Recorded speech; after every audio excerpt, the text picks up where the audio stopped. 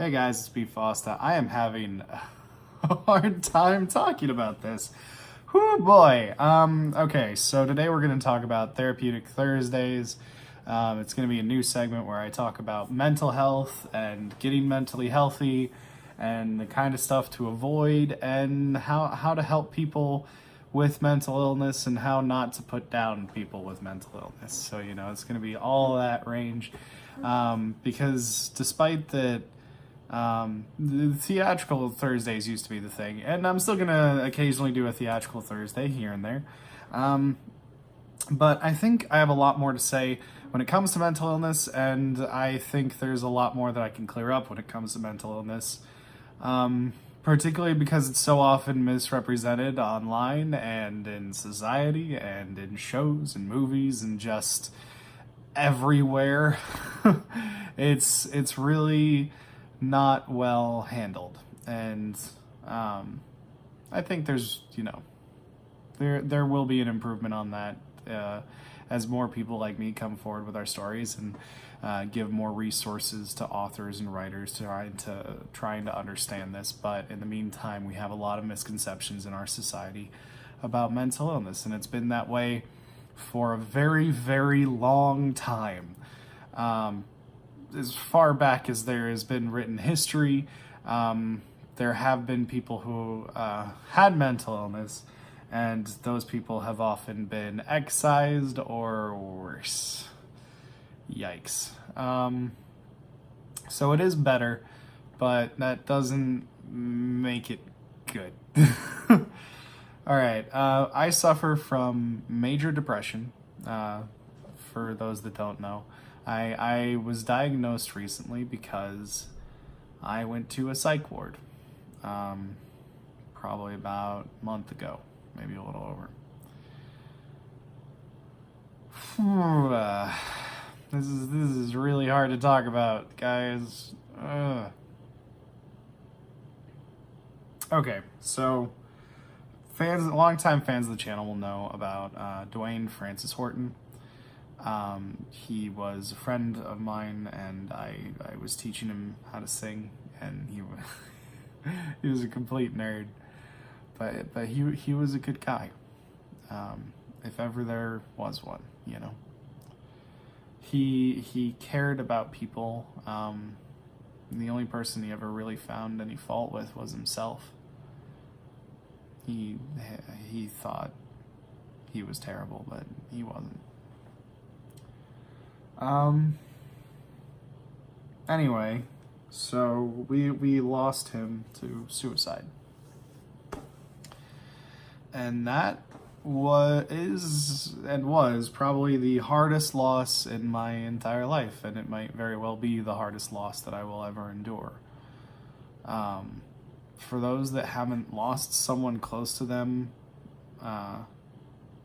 through suicide, it's difficult to understand.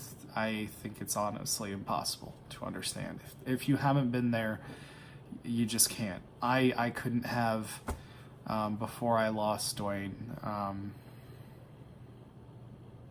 But a couple things that are different when you lose someone to suicide versus losing someone to illness or physical illness or that sort of thing. One, it's often very sudden. You don't really see it coming. There's no prepares, there's no goodbyes, there's no anything. There's just, if you're lucky, there's a note. And that does not suffice at all. It's incredibly difficult. And as far as I can tell from others that have gone through this, it's a wound. Losing someone in this capacity is a wound that stays with you your entire life. It doesn't get better. Not this. And that's probably because death is permanent, but also because with suicide, there's something about it that just makes it worse. And maybe it's guilt, maybe it's all the what ifs, like, but even that's debatable. I couldn't tell you why, it's just harder.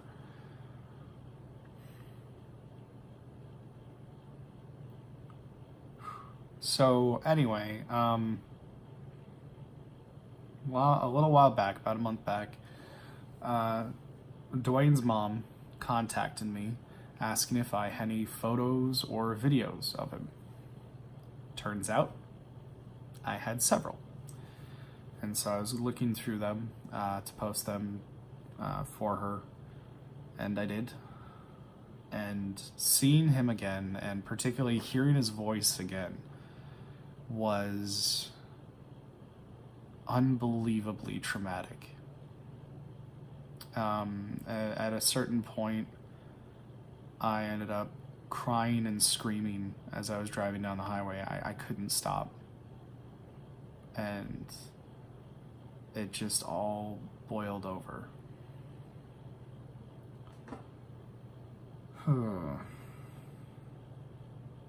I talked to my friend about this, and I wanted to die.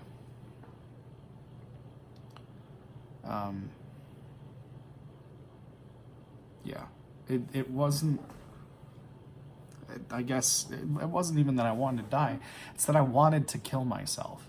Like, before that point, there had always been this kind of hope that I just wouldn't wake up in the morning. And, you know, there was that in the back of my head, just wanting to not be alive anymore. But this was different. This was more like an active craving to end my life. This was similar to a hunger to end it all. And I had a plan, and I was able to follow through, and it probably would have worked. Yeah, so I was talking to my friend about that as I was still crying, and she told me I need to get help. So I did. I checked myself into the ER, got several questions and explained it several times over, and thus began my 3-day stay at the hospital. 1 day in the ER, 2 days in a psych ward. And I think it's good that I went there because I wasn't safe in my own head. I wanted to kill myself, and I probably would have. Yeah. I learned a couple things there that were helpful. I learned how to be alone with my thoughts. For a very long time, I was scared to do that because there was so much darkness in my head that I was scared to pause. Like, I always had to preoccupy my mind, or I was trying to fall asleep. Those were the two situations. I always had to be busy, or I was going to bed. And even then, I would try to preoccupy my mind until the very last moment possible, because I couldn't stop. I was worried that if I did, it would all just spill out, which was kind of true. But for about 2 hours, it was pure misery, being alone with my thoughts and just letting them go. But after that, I sort of made peace with myself, and I felt like I had gotten it all out. Well, as much as you can with this. It's more like I let out the blood from the wound, but the wound is still bleeding, so it's, you know, periodically fills up.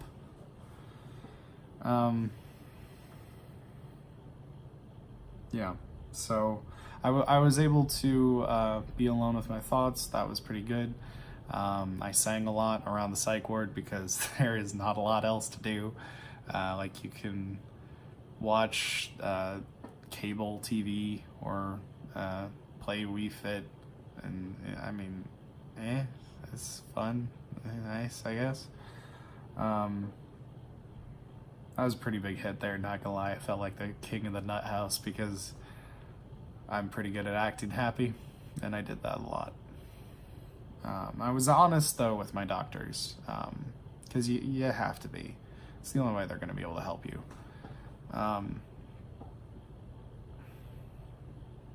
That brings me to, well, okay. To wrap up the psych ward thing, though, they discharged me because I had a therapy appointment that I had already scheduled even before I walked into the ER. Like, I was trying to get help. I knew there was something wrong with me, and I was on the right path, but this roadblock came out of nowhere and just completely broke me to pieces. So, yeah. I posted about this to Facebook, and I kind of regret it because a lot of people came out of the woodwork with this support and love, and that's great, but the frustration of this is that nobody gets it. Like, I'm going through this and I have a hard time understanding it. No one has the answers for this. Nobody. And I was feeling like I was gonna go through this alone for the remainder of my life, and that sucked. But on my way out, I was given the address and contact information of a place where there was a support group for people who had lost people to suicide.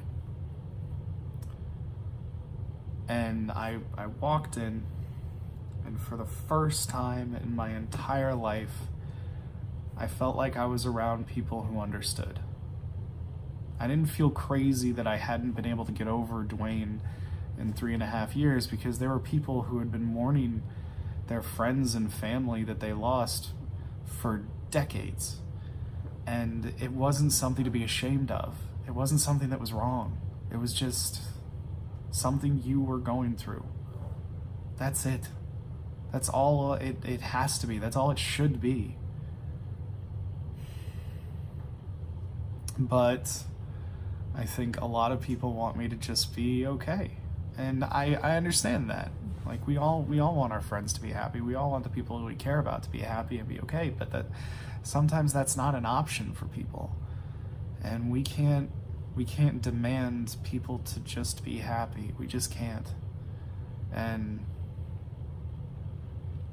I think when you're trying to help someone going through an immense loss or extreme depression,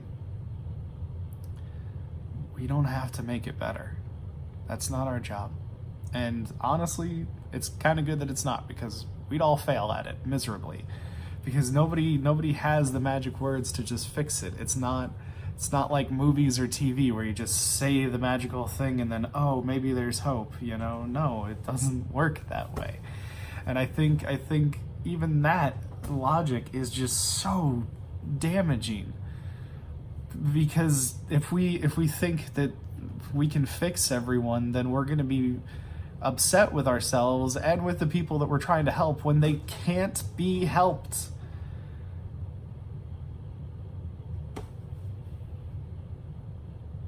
When they can't be helped.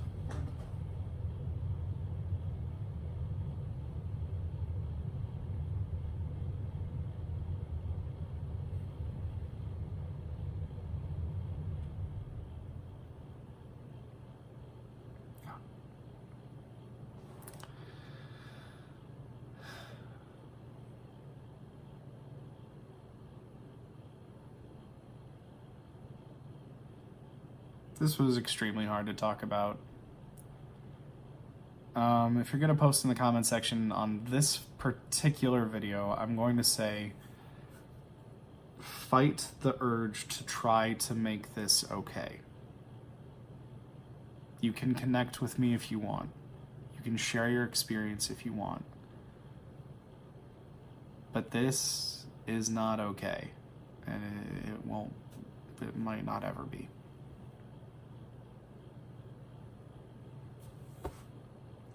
And that's not That's not melodrama, that's just reality, unfortunately.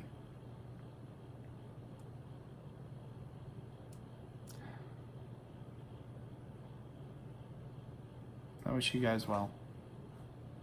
Good night.